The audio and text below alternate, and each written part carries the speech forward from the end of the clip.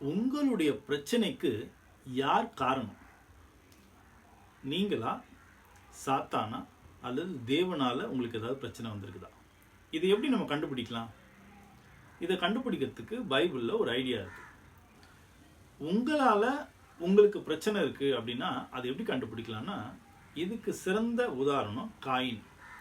Coin நன்மை செய்ய வேண்டிய இடத்துல அவர் வீட்டில் நன்மை செய்யக்கூடிய வாய்ப்பு வந்தும் அவர் அதை செய்யாததுனால தீமை அவர் வீட்டு வாசல்ல படுத்து இருந்தது அப்படின்னு சொல்லி ஆதியாகமத்தை நீங்க வாசிக்க முடியும்.